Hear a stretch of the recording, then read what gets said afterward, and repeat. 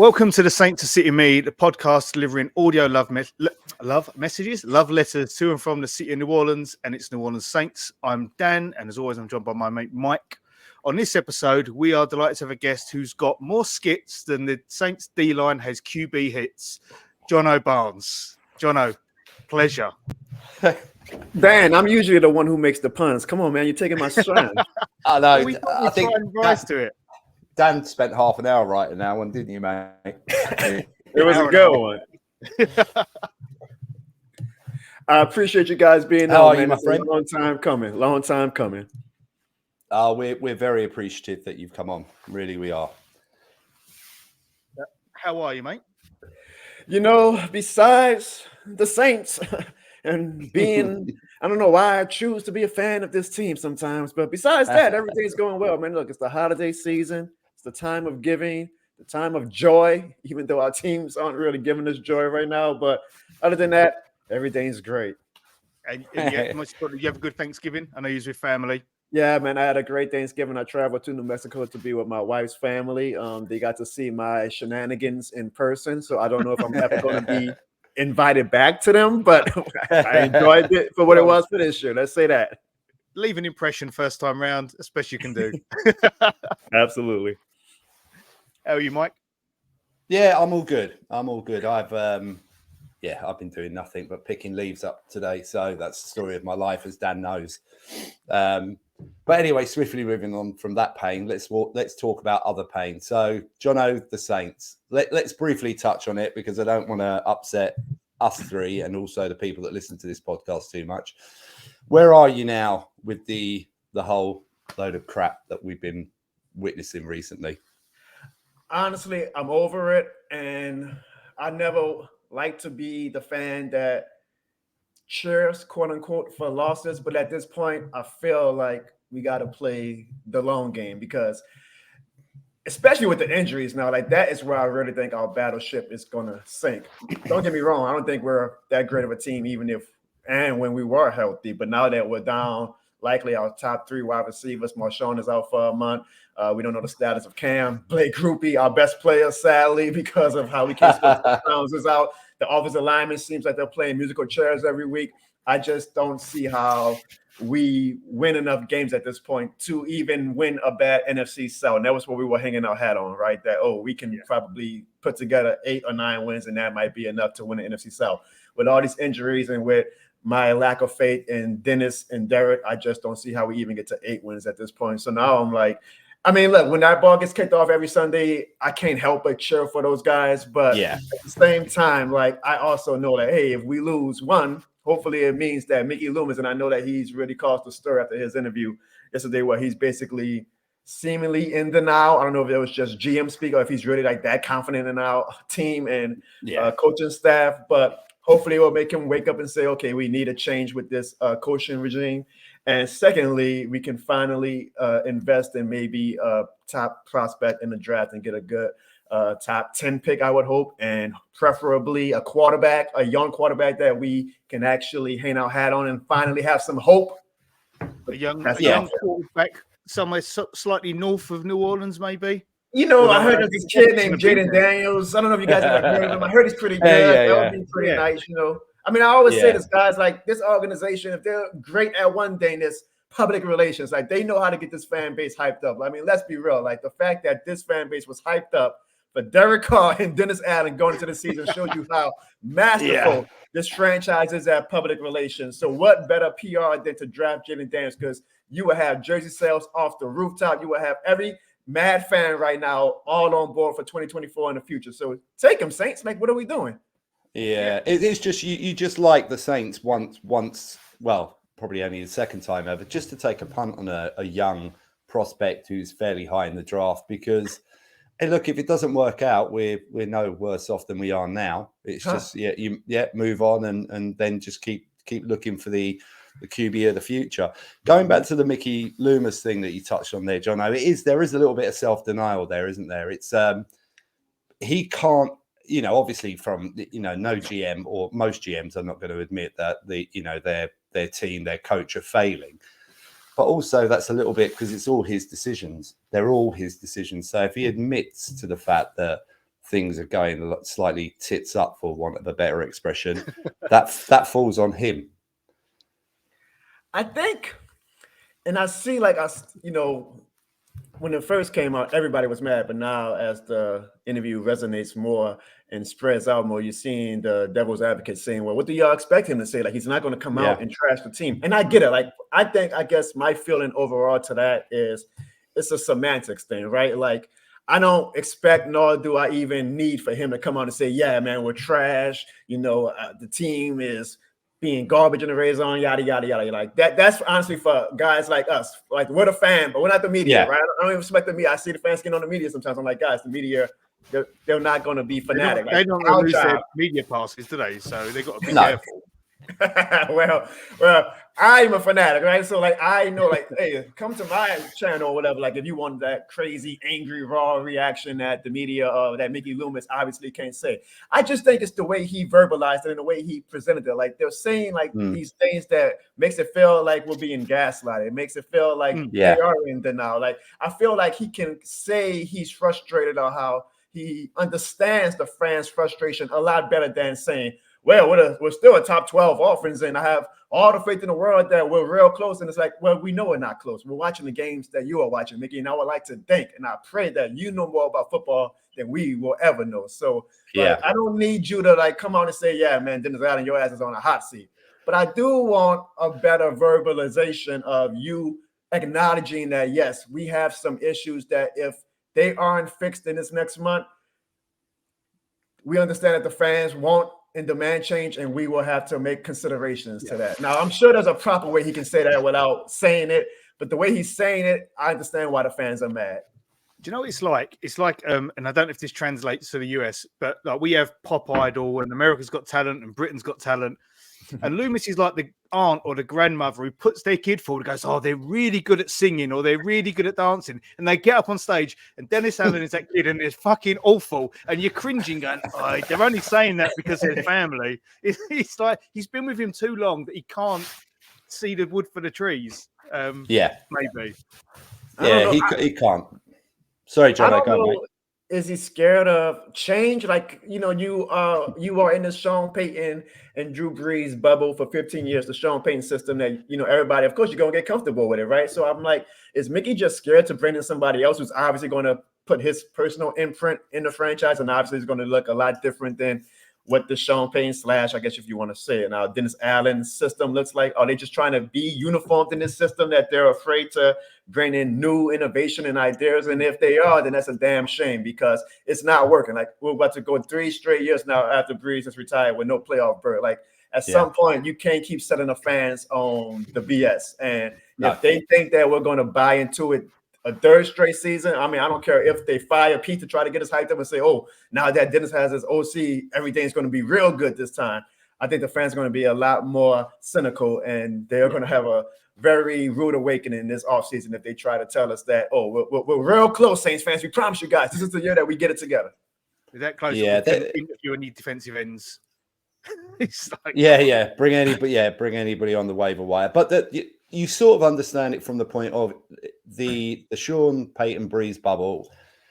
If you gave it a year thinking we could sort of run with the same concept, obviously bring Pete in and see how that goes. But it was such a disaster last year that surely after giving it a year's attempt, a whole season of football, you would have thought this isn't working. And, I think most fans, I mean, you're right, Jono, about the fact that we were sort of sold a little bit. As fans, we need to take some responsibility for getting too hyped up about Derek Carr coming in and maybe that will change everything. But after a year of that experiment where it isn't, obviously, you can't continue with the Peyton Brees bubble, then at least get rid of the OC. And I even think now, even if it was just, let's make a change up and put bloody Ronald Curry in there, it's a perception thing. At least then the fan base would be thinking they recognize there's a problem. They're sort of looking to try and do something, even if it was just as a perception take. But they're not even doing that. And it's like, at the moment, you're losing the will to live watching that team. I'll say this. You say, the fans should take some blame for eating What did Sean Payne used to say? What was his name? Don't eat the cheese. We ate the cheese this offseason. Yeah, we did. But All of us did. we're fanatics. Like, that's what we do. Like, if you look at the definition of fanatics, we are fanatics. We are going to eat the cheese more often than not. Honestly, like, my skits, I poke fun at the fanaticism of Saints fans. Like, I know people get a good laugh out of it, but it's also like me pointing the mirror at fans, including myself. Like, saying, look, y'all, like, look how, when we signed Derek Carr, I had a skit that did pretty well, that, like how Saints fans were like, man, we don't want Derek Carr. Like, look at his numbers, yada, yada, yada. Breaking news, Derek Carr is signing with the Saints. And suddenly our black and gold glasses going, oh, wow, we got Derek Carr. Oh, he's going to be the man down here. And, look at all these Pro Bowls he's been to. Exactly. Or he get Patrick Mahomes, like, but that is fanaticism. And that's what I like to poke fun of. And I don't say that we should take blame for it. I mean, I do recognize that we should all realize, what fanaticism is and acknowledge that, man, we are, sometimes delusional. But I do think that with that fanaticism and, hey, look, the Saints make a lot of money because of our fanaticism. So they're going to make all this money that we're giving them and all this energy and hype that we're giving them. Well, they damn sure better be ready to take our voice and frustration right now, because we're going to give it to them. Yep. Yeah. I mean, that's the thing. Until the team get hit in the pocket, money from a monetary standpoint, do they care? I mean, the thing is, myself and Dan, obviously, we know quite a lot of Saints fans in the US, and the amount of people we know who have already given up their season tickets and those that are really questioning whether or not they're going to, especially if there are no changes made, I can't even imagine the amount of people that will either give up or sort of try and sell on their season ticket next year if nothing changes. I might sound like a hypocrite because I am a 20-plus year season ticket holder. Yeah. And I mean, my mindset has honestly been, I'm going to just keep the season tickets until, hopefully long time from now, I'm old and gone, I pass it down. And exactly. If my future kids want to set them or whatever, more power to you. So I guess I'm a hypocrite because I'm giving them my money every year, no matter what. But I do agree that, like, once they're hitting the pocketbooks, that's when it's a business at the end of the day, right? The Saints are a business. That's when they might really have to say, oh, now we really might have to do something. The problem is, like, they are really looking for this golden ticket, that being the playoff berth, if we somehow win the NFC South. And they know if we make the playoffs, it'll probably be us versus Dallas. And you know how much money they're going to make out for that game alone, that they're going to say, y'all can talk all this crap that you guys are talking right now from September to December. We just had one of our biggest money-making weeks just by playing the Cowboys in the playoffs. We'll see y'all next year. So it's hard to not give this team our money because, again, we're fanatics, man. We're passionate. It's the shit more than the game, right? Yeah, exactly. We've definitely. Yeah, there you go. Look. Oh, I love it. I haven't even got mine in the mail yet, Dan. You got it before me. How awesome is that? International shipping. That's what it is. Go ahead, man. I need to go to the UK. What is going on? Before we sort of touch on the shit more than the game stuff, Jono, just where we are at the moment, it's probably not going to get any better. And you're right about the playoff thing. If we somehow creep in there, and even some Saints fans will have a slightly different opinion if we hit a playoff. I'm a bit like you. At this moment, I never want the team to lose, but I would rather we didn't get to the playoffs, so it looks like a real disaster season. Whatever happens, whether we hit the playoffs or not, what do you want to see next year? What would you want for the team to actually do? I've argued that I mean, I'm a fan. I want to make the playoffs. Like, if we win the next 4 or 5 games, hallelujah, right? I want to make the playoffs. Yeah. My best case scenario, I said this last week because I think it was Nick who put an article out saying basically, if we don't make the playoffs, that means the regime is probably gone. And given the sources that Nick has, I'm like, okay, that must have come from the desk of Mickey again. He's putting that out. Like, Nick doesn't just put out stuff like that to put stuff out.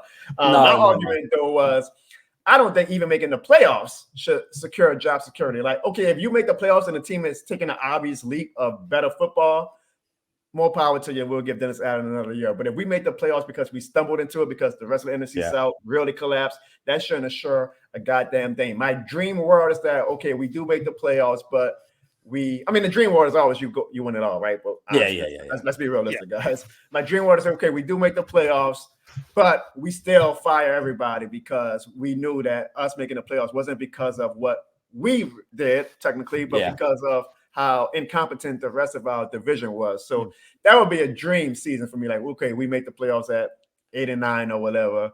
Whatever happens in the first round happens. We still fire everybody. We bring in a new staff, new voice. I know Ben Johnson is a hot name right now. That would be a great one. I would love to, and if we made the playoffs, man, I don't care. I tweeted this last weekend. Trade the 2024, 2025, and 2026 first round picks to move up to get the quarterback you believe in. I mean, shoot, our last few first round picks was Davenport and Payne Turner, so Trevor Penny. So it's not like we're knocking out these first round picks anyway. So I don't mind trading out some future ammo to draft a quarterback for the future. So that's my dream scenario. We make the playoffs, but everybody still gets fired. We get a top quarterback in the draft. We get a new coaching staff. We have hope. I've been saying this to the people who have said, oh, you know, a rebuild doesn't guarantee success, guys. Like, okay, guys, but I'd rather deal with the devil I don't know and have hope than deal with this devil that I do know right now where we have no hope. The one thing that fanship is built off of is hope. And right now, this fan base has no hope. Sounds like a Obama "Yes We Can" skit coming, because that was all about hope. No, Jono, I make you right. There is a point where, like, almost you sort of have to blow it up to a point, don't you? Because this now will be a third year of absolutely no hope, and that will kill. That can kill fandom for some people. But anyway, Dan, should we move off the Saints and do you want to move forward with some questions to Jono? I mean, I got my blood pumping. Let's keep talking. I'm joking. We're conscious you've only got maybe an hour, Jono. I know we don't have enough time in the world to talk about all the things about the Saints that we can talk about. We could go and go and go and go and go and go and go and go and go. Hey, what is it? 6 p.m. your time right now? Just coming up to 6:30. The evening is young, man. We can talk about the Saints all night. Hey, look, I'm happy. I'm happy to go down that route. Absolutely. When we had Corey from the 28 to 3 podcast, we was up till like 2:30 in the morning our time chatting to him. It was Corey's the man. Shout out to Corey. He's a great guy. Great guy. So, like, John, obviously we know you from your skits and then this shit more than the game. And I think for me and Mike, it obviously resonates on so many levels because, you know, we're based across the ocean. It is more than a game for us. This podcast is more than just the Saints. It's about the city of New Orleans, the people, the community. How did it start for our fans who, you know, maybe haven't heard that story? Was it just because you just like doing these things, or did it go from something a bit more planned? I think it's pretty organic. But... So I'll say my content creation career that started 3 years ago in 2021, and I always felt like I could be a content creator, but I guess laziness just got the best of me. And it was during the middle of the pandemic where I just had a moment. I saw my big brother, who sadly has passed away, so he's my guardian angel now. He was shooting a rap video. He always had his rap dreams, and he was shooting a rap video one weekend, and I was on my couch. You know, it's the middle of the pandemic. I'm like, you know, I see all these people doing stuff during the pandemic. You know, what am I going to come out this pandemic saying that I accomplished? And I was like, this is the chance, John. Like, if you're ever going to do this content creation stuff, like, now is the time to do it. If you're not going to do it now, you're never going to do it. And I didn't want to just keep going to bed every night wondering how successful would I have been if I had gotten to the content creation space. So I finally took a leap of faith. Now, mind you, my goal necessarily wasn't to be Saints only. Like, I knew I was going to do Saints and Pelicans and Louisiana stuff because, you know, that's born and raised. That's my passion. But I was doing other things like vlogs. I was doing doggy video. Like, you'll be surprised if you go on my YouTube and see some of my old videos, like the things I was doing, you know, just seeing what stuck. Unsurprisingly, the Saints stuff caught on real fast, which of course, because the shit more than the game, right? So it's great though, because again, that's like the Saints saw my passion. So I was like, well, no surprise. People kind of see the passion in me when I do Saints content, that it's become a thing. So I got real lucky too. I did a draft skit in 2021, right after the draft. And that blew up. And this was when I wasn't like really a known figure in the Saints social media space. I only had like 600 followers, and it was mainly like family and friends. It wasn't like the Saints fan base or whatnot, but people took a liking to me, thankfully, and it's been very, very successful. And I'm very, very grateful of where I am to this day. I mean, the bigger you get, obviously, the more people who don't like your stuff. And I get it. Like I told myself when I first started, I had 2 rules. 1, don't be afraid to fail. Like, do not be afraid to fail. And I tell it to every person who now comes to me asking like content creation advice. I said, you cannot be afraid to fail if you're going to put yourself out there. And 2, you got to have thick skin. Like, I know that my stuff isn't for everybody.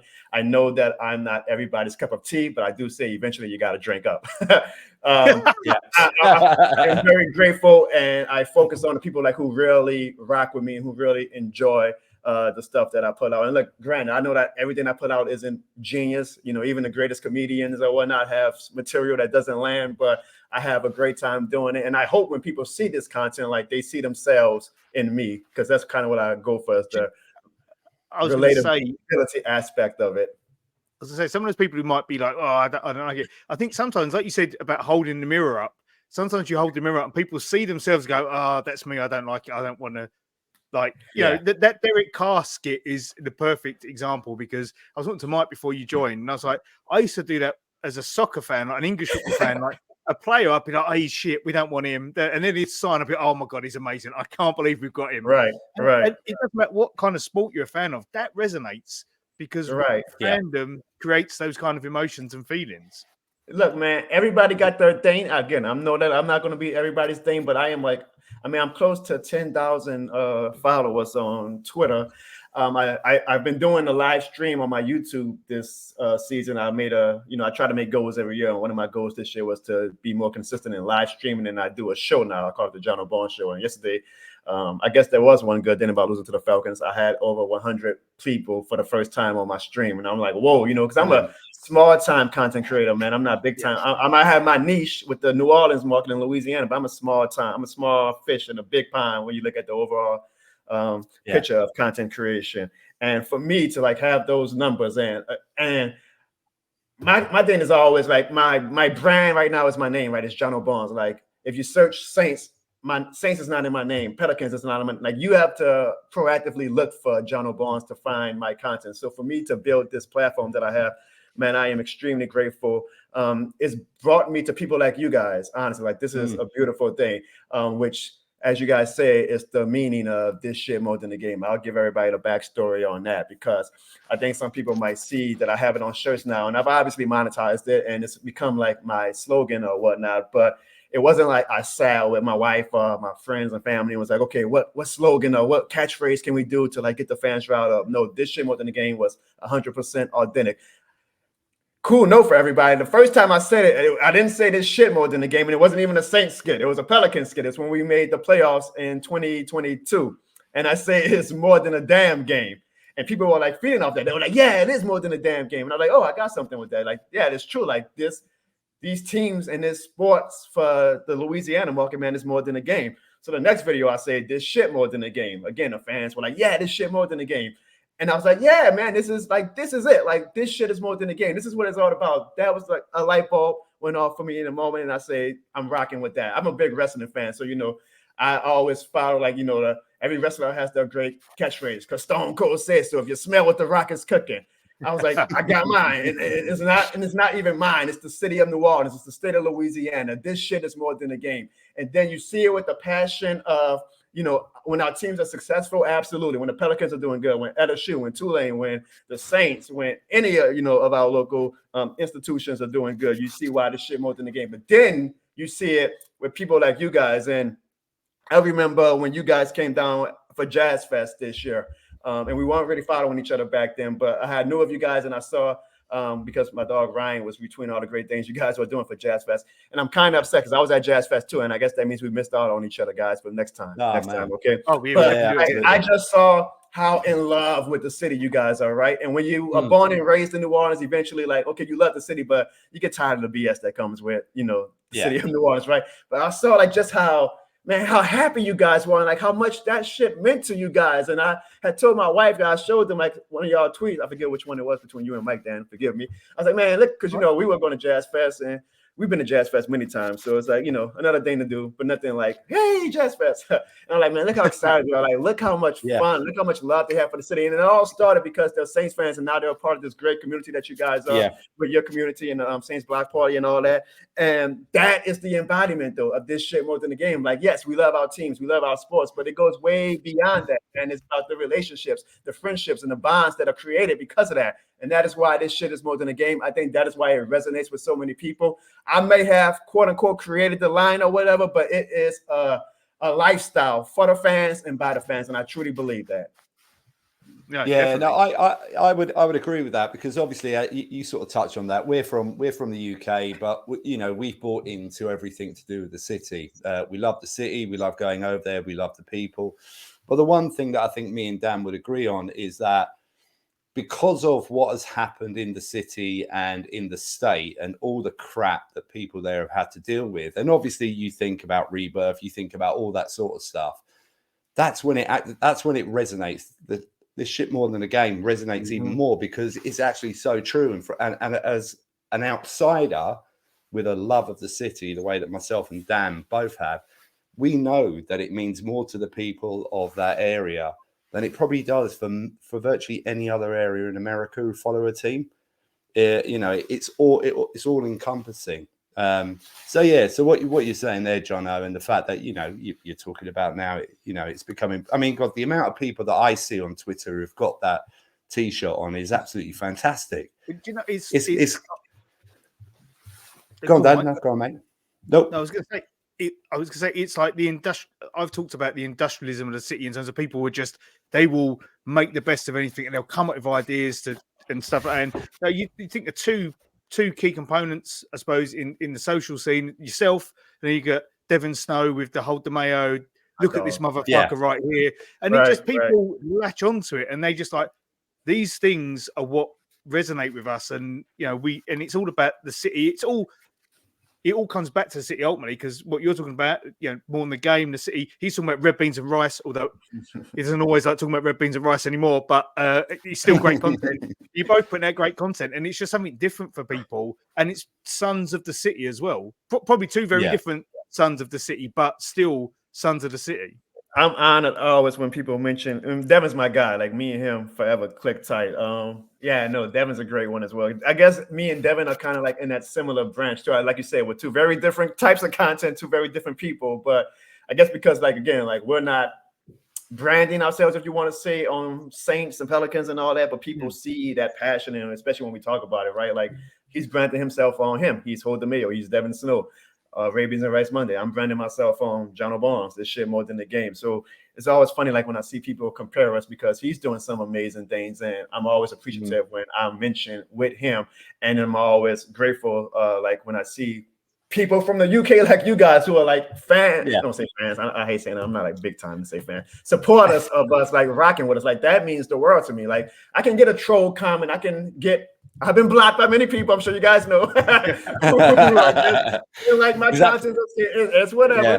I always say y'all can just mute me. Y'all ain't got to block me. No, I heard you talking on 28.3 podcast where you get that thing. Obviously on Saints Twitter, there are a number of people that I wouldn't follow, you wouldn't follow, they don't follow.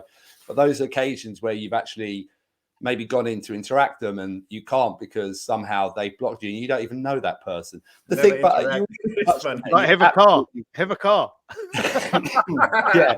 Well, Darren, his brother Darren Carr followed me after the Derek Carr skit, ironically, and I was like, "Oh, that's cool." Like, he sees the fun in it, and I don't hold back. I don't hold back for anything. Like, I don't hold back on the Pelicans, and I was a ball boy for the Pelicans for 13 years, but I told myself I can't hold back now that I have the free, because when I was a Pelicans ball boy, obviously I couldn't go on Twitter and like voice my frustration. But I said, as my audience grew, I was like, okay, that means that, hey, maybe at some point I can get some connections or whatnot. And maybe, hey, one day I can do a skit with a Saints player. If, one of the front office people say, hey, we want to work with you or whatnot. I said I would never sacrifice, though, like my raw and genuine emotion and like say, okay, well, I'm not going to criticize this person or criticize the team because maybe one day I want to do something with them. No, I'm going to be 100% authentic with it.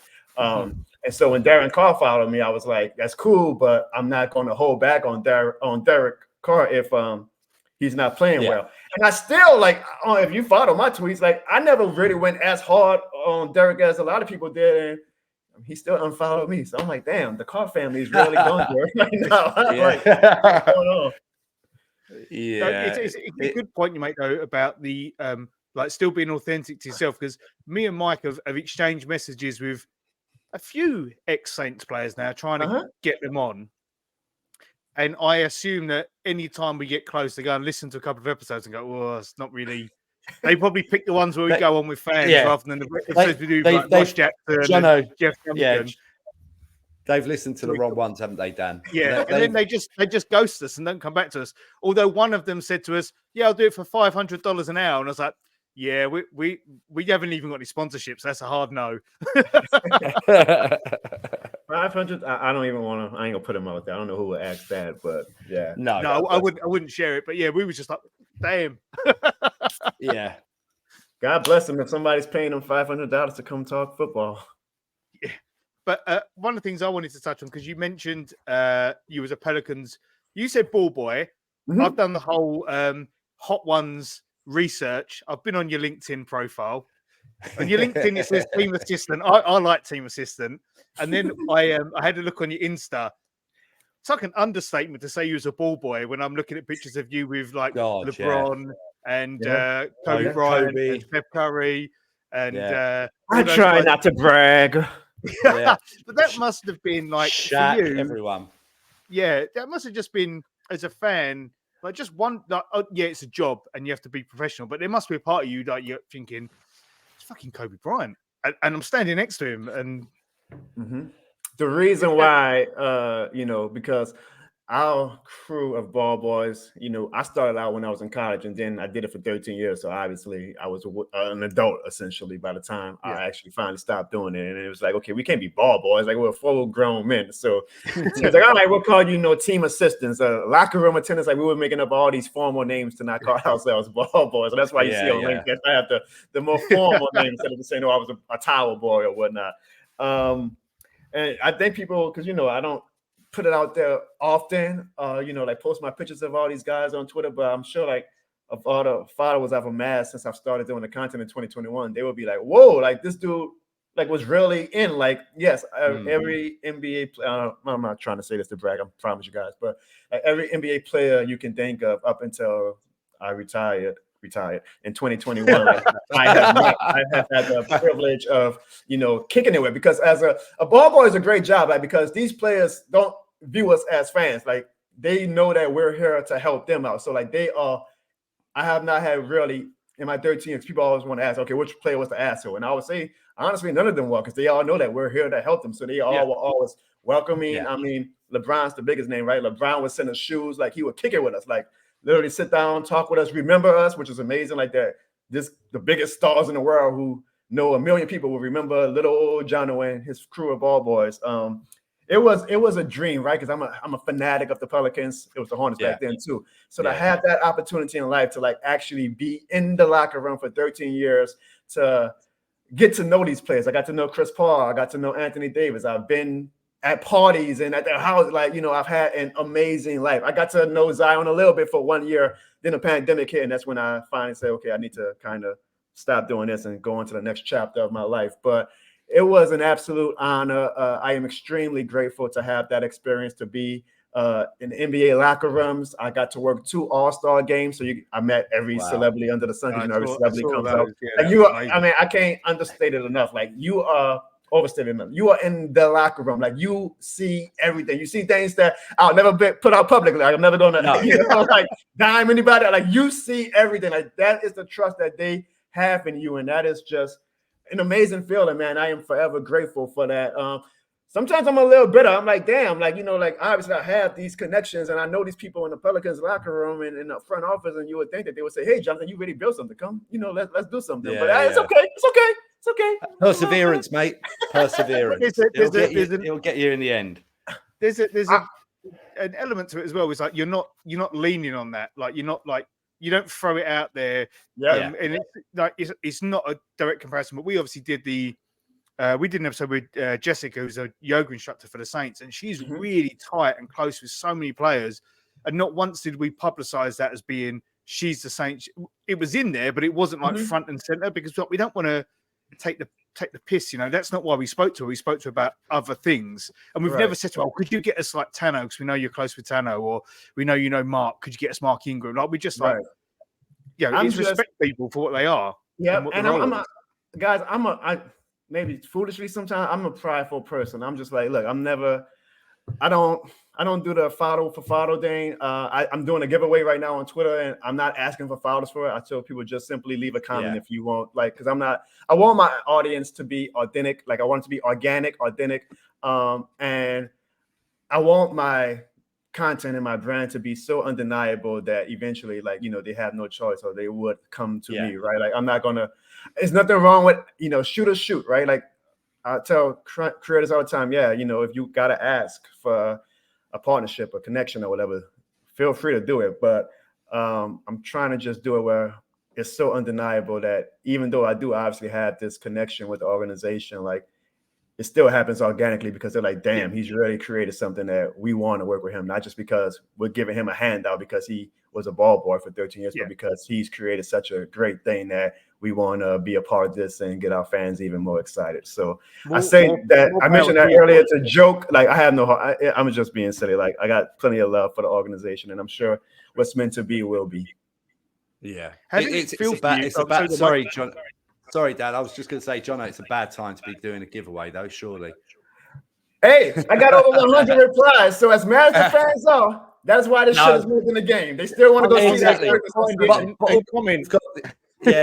You've also got the addition of Campbell coming back and stuff. So and there is a little bit more to it, isn't there, with the Lions game? I mean, I was hoping to come over for that game. But my wife. I think you guys can vouch that. Okay, even again, wins or losses, but just being in the dome, and granted, it's not going to be the most exciting atmosphere because of where we're at Sunday, but it's still like an amazing feeling. And do it for free, like of course, like even if you are very mad, you can be mad at.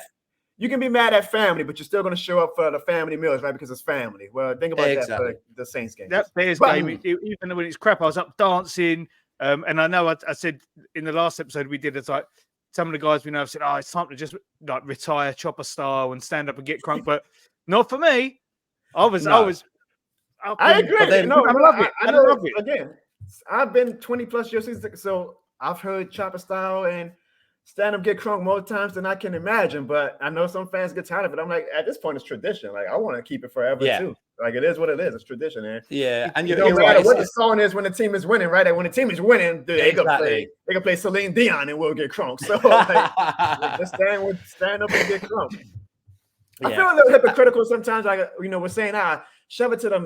Take hit them in the pockets to show that we demand change. And here I am giving out free tickets to the game, but hey, they already had my money, so it's not like we're giving exactly. But then, Jono, we're the same. It's like Dan was saying when we were over. It's like also we're more aware of it because of the financial outlay we have to sort of put out in order to get over for a game. And we don't obviously get the opportunity to go to every game, so we never take it for granted. And Dan's right. Obviously there are a lot of season ticket holders who might be a little bit bored of chopper style and all this sort of stuff. But again, it creates an atmosphere, and especially for fans that don't get to go to the dome all the time, it's one of the highlights, as you say, especially if you're winning. It's it's become tradition. Just keep it for a while, I think. Forever. Absolutely. I've gone in hard on people before in the Saints Block Party Discord on the way they were with their fandom at the start of the season, because we've said we don't take this for granted because we're almost playing catch up because firstly we didn't get into the game until we was in our 20s. Mike a little bit older than me. I didn't pick the Saints until I was 25, I think. I'm 42 now, so it's been a while. But it's almost like we're still playing catch up and we don't want to miss out on this stuff. So, and also we've only just started getting, I don't know, I'm pointing at the TV. You guys can't see what I'm pointing at. We've only just started being able to stream Saints games like the last few years, because before that we just had to watch whatever was on our cable on our broadcast. Network. And it wasn't the Saints, I can assure you of that. Not very often. So, it's like catching up for us. Like, that's why we get frustrated. It's like, no, but we, like Mike said in the last episode, I've been a proper dick to my soccer team because it's the same thing, but just because I'm so used to it, I take it for granted. Right. That's awesome. No, just hearing y'all story, like again, awesome. That's the blessing of what this content creation has brought me, that I can get to know people like you. I was in New Mexico last week for Thanksgiving, like I said, and a guy saw that I was in New Mexico. I didn't know who this guy was, and he happened to be 4 minutes from me. And let me tell you, in New Mexico, it's either Raiders fans, Cowboys fans, or 49ers fans. So for the Saints fan to be 4 minutes from where me and my wife were staying, and he invited us over, showed us his man cave. And I was the whole time, we got to meet his wife and his beautiful daughter, and we just sat back and kicked it for an hour, talked about the Saints, talked about life, talked about football, the college games were on. And I was like, this is, again, what it's all about. Like, this is why this shit is more than a game. This is how blessed I am that, I've developed this huge audience, that I have people randomly in New Mexico saying, oh, Jono, you're in town? Oh, my God, like, come hang out with me. Come, I want to get a chance to meet you and the real MVP, which is my wife. If you see my sketch, she's the real MVP. Absolutely, 100% agree there, my friend. And then seeing you guys, man, and like, I was so honored and humbled when you followed me and when you invited me on the show, which we've been talking about this since what? I think it was August when I think it was Dan, you and I, and we were like, hey, this season we're going to find time to. And I was like, this is cool, man. I was excited when I told my wife, I say, look, man, I got these guys from the UK. Like, like how amazing is that people in the UK, like this silly old goofy little kid from New Orleans, he's with a thick accent. Like, that is just the best, man. That makes, that when y'all ask, oh, how you doing, John? When I say, oh, I'm doing good besides the Saints, this is why I'm doing good, because of moments like this. Yeah, that's brilliant to hear. You touch on there, obviously you're born and bred New Orleanian. What was your experience of growing up in the city? Because obviously, we've talked with some people who are from the city before, and then obviously one of the things that always comes up is Katrina. What was the impact of that to you and your family at the time? I was a senior in high school when Katrina hit. It was about 2 or 3 weeks into my senior year. So sadly, I lost about 60% of my senior year. Well, your senior year in high school, that's like your great year, right? And I lost 60% of that. We had to evacuate to Texas for about a month, and then we ended up in a city called Lusher, Louisiana. And I try to live life, glass half full. So even though I lost my senior year to my high school, I did get to go to a co-ed high school because I was at an all-boy high school. So I was like, ooh, a co-ed high school. And my eyes were like, ooh. Ooh. Women, girls. What am I missing out on? So I made the most of it. Me, my family, plus two of the other families of my brother's side, we all cramped into this big house that we were able to get because God is good. And we just made the most of it, man. It actually brought me and my cousins, who I'm real close with, I call them like brothers, extremely closer together. And, we formed an even stronger bond that now, I got a tattoo. Like we have ourselves a nickname called TBS, the Born Six, because it was 6 of us. Sadly, one passed away after getting hit by a drunk driver. Don't drink and drive, people, please. For real, don't drink and drive. That's a very solid. That's another reason why this shit more than the game. Because in that skit, when I finally said this shit more than the game, he was actually in that skit, and I. Not to get too emotional, but like I really hope that like he sees what I'm doing, sees this community that I've created, sees the numbers I'm doing, and it's just like looking down on me, smiling, because that's what he'll be very proud of you. Thank you. But to get back to the topic, so we were in that house for about 6 months, and then in February I got to be on a cruise ship. I lived in a cruise ship for 2 weeks.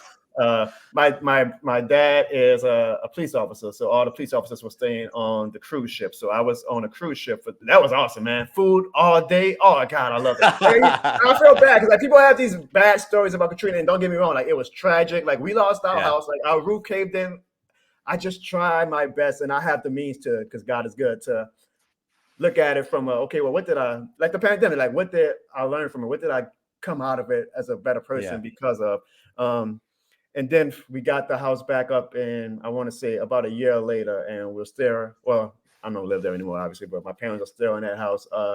Just a very unique time that I truly wish social media was around for, because it would have made communication efforts. The iPhone wasn't even out. People don't realize that. Like text messaging was not a thing, like where we can hit our friends up and say, hey, where are you at? Like I lost contact with some good friends for months.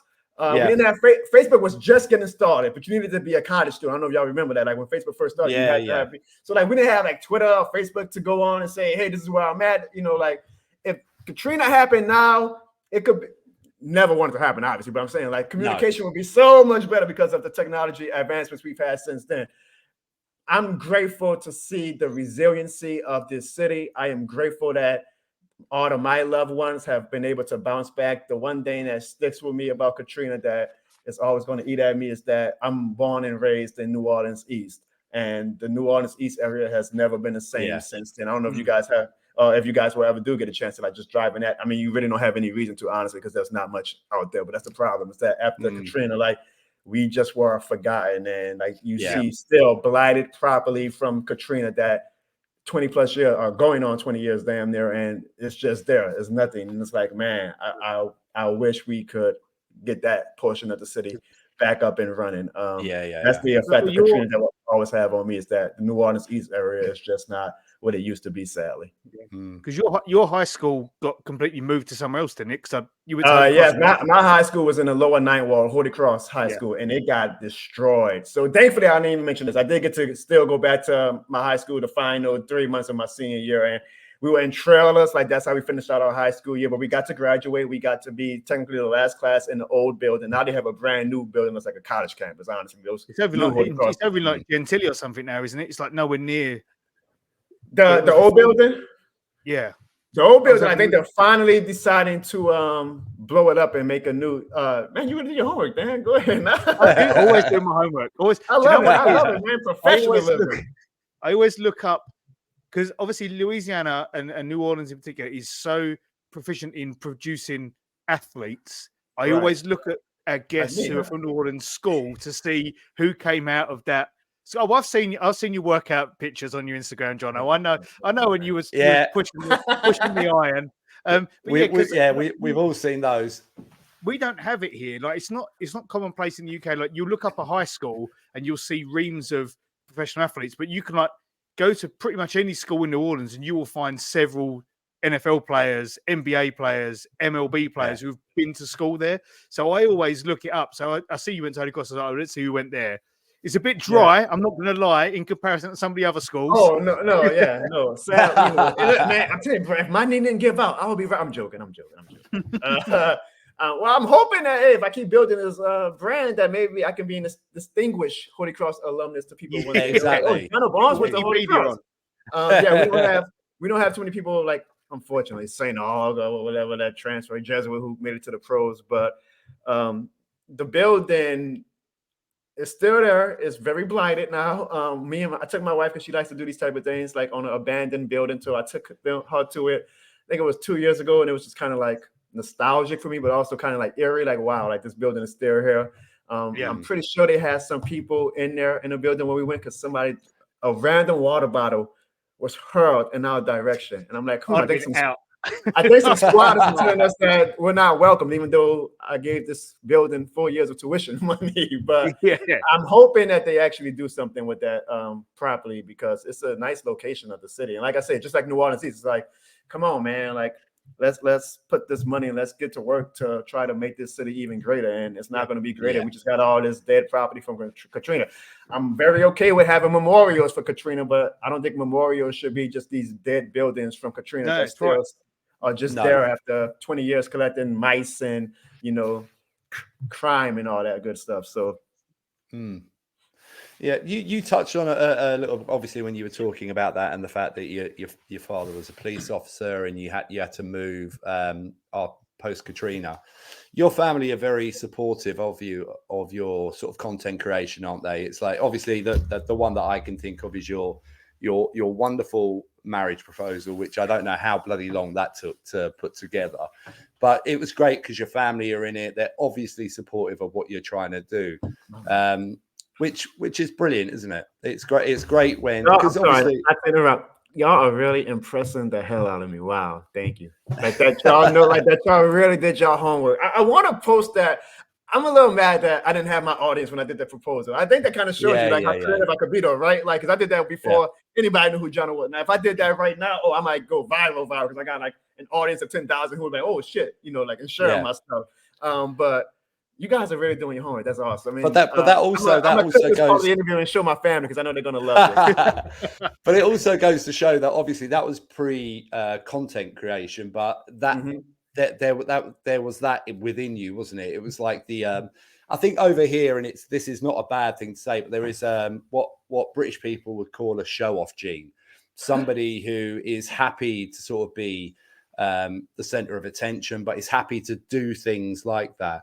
And that was obviously pre content creation, but that's just something that was in you, wasn't it? And obviously moving on and doing all the skits and the good stuff that you do now, it's just a way to get that's within you out there, and to, you know, as you say, to do something positive, because it is positive.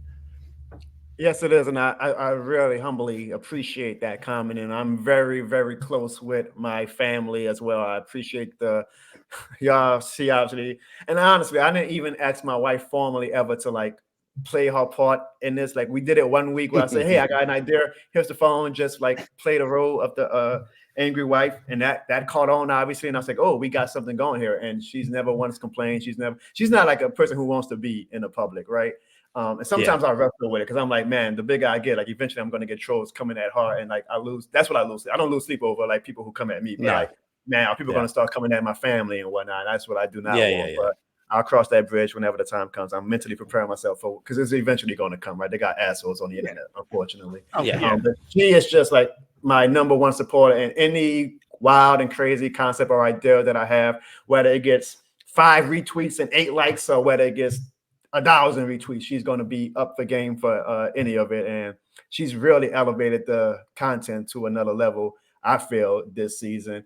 And then behind the scenes, man, just the support I have from again, my cousins who are like brothers to me, from my immediate family. So from my mom, my dad, my brother, and my sister, who always are giving me encouragement. And my mom and dad watch every live stream and interview that I do. Like I'm telling you, my dad's gonna be real proud when he watches this interview, because any interview that I do, he watches, even though sometimes I repeat the same stuff I'm saying. Like he watches because he's just like that much of a. Well, I'd like to say hello to Mr. Barnes Senior. Juan Barnes, Gina Barnes, the best parents in the world. Shout out to my brother Lil Juan and Janae. Love them all, and of course my beautiful wife Clarissa. The foundation of what Jono Barnes is, and I'm very, very grateful. That's the biggest blessing in my life, is honestly just being close to my family and having their love and support. And then it trickles down to, again, my cousins and brothers who help me in my skits. Sometimes you might see them in my skits, or you'll see them on my live stream, and they've been just really helpful. And I'm hoping, like, again, if I continue to build this brand, that I can let them enjoy some of the fruits of the labor that we're putting. We've seen it from, we joke about stalking research, but we can see that throughout your timeline before you started doing the skits, that they are predominant, they're prominent in everything you've done for such a long time. We could see how much they mean to you. And I saw the tattoo when you had it done on your back, again, going through your, because we're stalkers across the ocean. No, that's not. We know more about people from New Orleans than we do about people who live around the block from us. This is the most impressive interview I have ever done. I already had such high regard for you guys, and now it's through the roof. You guys are awesome, man. Hey, Jono, we take you seriously. We do try and do our research. It's there are obviously, as we said before, there are pods where, if we're trying to get somebody who's a respected figure somewhere, we would hope they never look at some of the pods that we do with our friends, because I don't even want to go down that route. But we can be professional, and we can do our research. We could prefix them with the Bourbon Street edition or something like that, so people know that they were under the drinking. Well, that's a good one to sort of touch on. Obviously, myself and Dan, we love coming to the city. We love. Every time we come over, we try and expand our view. We try and move further out. We try and incorporate sort of more of the culture into our lives. From the point of your point of view, Jono, what's your favorite local dish? What sort of things would you recommend or maybe a restaurant that myself and Dan should possibly try and get to next time we're over? Man, I swear by this place called Heard That, and it's kind of in the hood, guys. Giving you a heads up, it's kind of in the hood, but man, they got some bussin' food at Heard That. So put Heard That on your radar. It's not a dine-in, so you have to get it and then go eat wherever you want to eat at. But man, that food is so good. We'll take Jono there next time we're over, Mike. Hey, I would love that. I love me some free. I love food. And I swear by this place called the Bourbon Street. Ironically, like chicken where they smother it. Oh, just look up Heard That, guys, and You'll see. Yeah, we'll definitely have a it's look. worth the spot. Now, my favorite food, that is so tough, man. I never can answer because like I love my favorite food in general is I love pizza and sushi, right? Two non-New Orleans dishes. But if you ask me my favorite New Orleans dish, I think my go-to, like if I'm on death row and I have a last meal, I would go with a po' boy, and it's usually a fried catfish with cheese. I love me a good fried catfish with cheese, fully dressed, no tomatoes. Give me that, a big shot drink, some French fries. I'm a happy man. That sounds impressive. I had the first time I was in the city, I had a catfish. By Millett's, I think Millett's. Yeah, I had it there. It was nice. It's good. Man, sometimes like the gas station po' boys be busting to like, I mean, I'm sure y'all watch Devin stuff like the hole in the wall spot. That's where you get the real great food at. I don't want to ask him where to go for red beans anymore because I feel like it's insulting him. But sometimes I just go back on YouTube and next time I go, where can I go? We have to hire a car, Mike, just to go to these places. Devin, I'm like, Devin, you're the red beans and rice guy. Of course, people are going to be asking you, even if they ask you a million times. It comes with the territory, You got. Otherwise, we just end up eating it in some shithole in the quarter, which is you don't even get a piece of fried chicken or a pork chop or anything on it. It's like, come on, man. Yeah. Just a quick one going back to content creation. From your point of view, John, obviously your brand's building, your followers building and stuff. How do you see content creators sort of in the sports media landscape moving forward? Because obviously the world's changing, isn't it? It's like, the sort of stuff you're doing. We were talking earlier about, you not using some of the perhaps contacts that you've got to further yourself. But eventually people who do your type of creation are going to sort of get into sort of the facilities and to be able to do stuff. How do you view it from a personal point of view? Is that something that you sort of want to move towards? As far as like actually like doing branded content with no, but sort of. But this is where it's like you sort of the more freestyle sort of stuff, which is obviously there will be parameters within that, but you're allowed to almost create content that is sort of attached to sort of an institution, if you like. But is that something you want to get into, or have you got a different vision for yourself moving forward? No, absolutely. I want to. My dream is to do this full time. Like, I applaud Holdemeo Devin Snow because he really was bold. Like he quit his job and say, I'm going at this.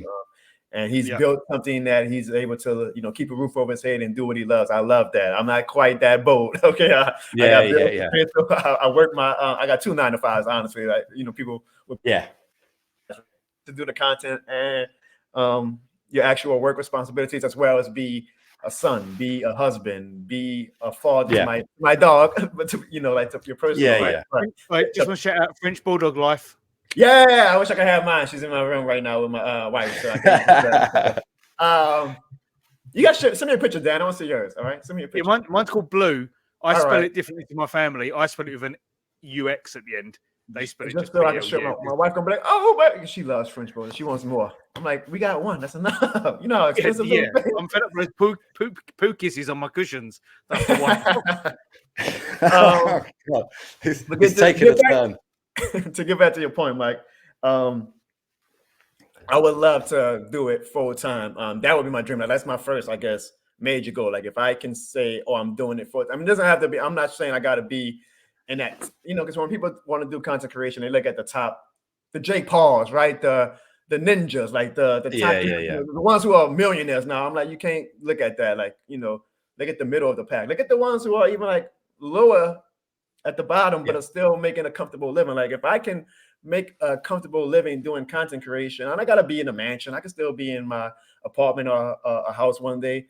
That would be just my dream come true, and I'm hoping to build that. And if it never happens, like I always tell my wife, if this is the peak of what the Jono Barnes brand is, like okay, I became a big figure in the Saints and local sports community. I can go to sleep, and I do go to sleep a very happy man. I always have maybe even unattainable dreams. I always shoot for the moon because you'll land in the stars if you don't land on the moon, right? Exactly. But I'm very, very grateful for where I am right now.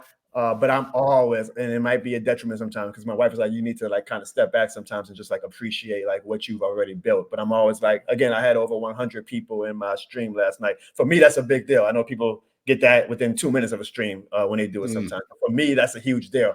And I'm probably going to celebrate that for another day or two. And then come Sunday, I'm going to be like, now how can I get to 200? And then how can I get to 1,000? How can I get to 10,000 people eventually watching the show? I have these crazy dreams. I don't know where I'm going to land on the ram of success whenever it's all said and done. But for where I am right now, I am very, very grateful. And if there is a time where I am working with businesses and institutions and I'm being pardoned and sponsored by not just, the local people, but even national ones, that would be great.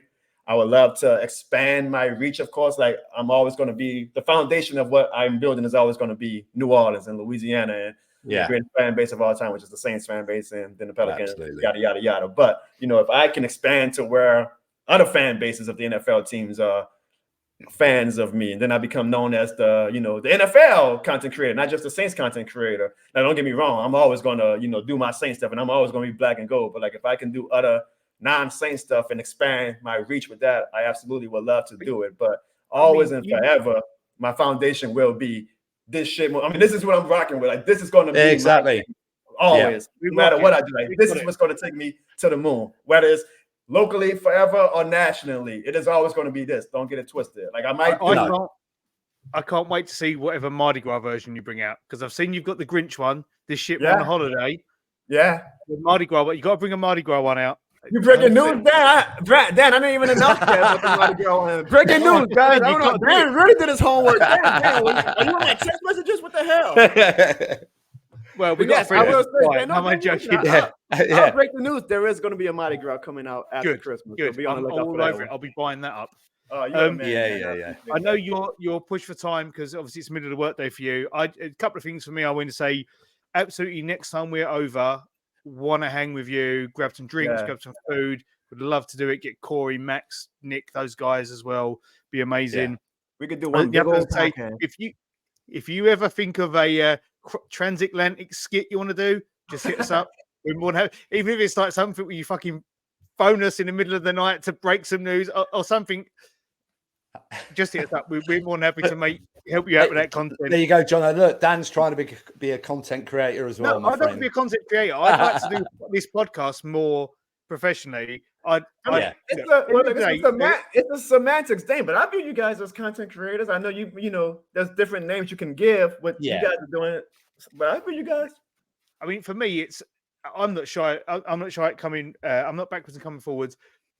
Everyone knows that I want to eventually see my life in the US. So anything I can do that gives me a grounding, gives me opportunities. I'm all about trying. Well, I mean, look what you guys are building, right? And this is year one of you guys like really like building it, and look what you've already built, and it's going to continue and continue and continue, and then.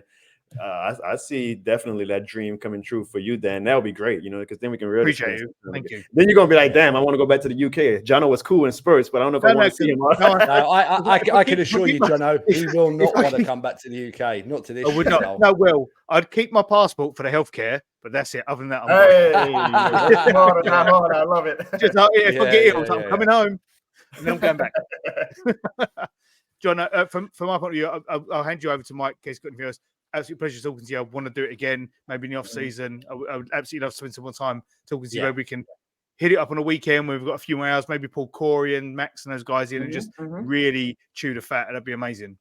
I am always down for it. And again, guys, it's been a pleasure to garner your friendship these past few months. It humbles me. Like, again, honestly, like, now you guys are the reason why I can say, oh, this shit more than the game is an international brand. So I appreciate that. But to see what you guys have done, and again, just to see every time you guys travel to the city, like the joy on your faces, and to see the relationships and friendships that you guys have been able to amass because of what this team has brought everybody together with. That is I mean, there's many ways that this shit can be more than a game, but that is the embodiment of this shit more than a game. So I appreciate and applaud everything that you guys are doing. I hope you have time to smell your flowers as well. And I just want the world to know, I'm looking straight at the camera with this, Dan and Mike are 100%. Not that they even needed a t-shirt to say it. This shit more than the game certified. We appreciate you. And I think on that note, Jono, that's probably the most perfect note to end on. Thank you very much, my friend. We appreciate you immensely. Appreciate it, Jono. Thank you, guys.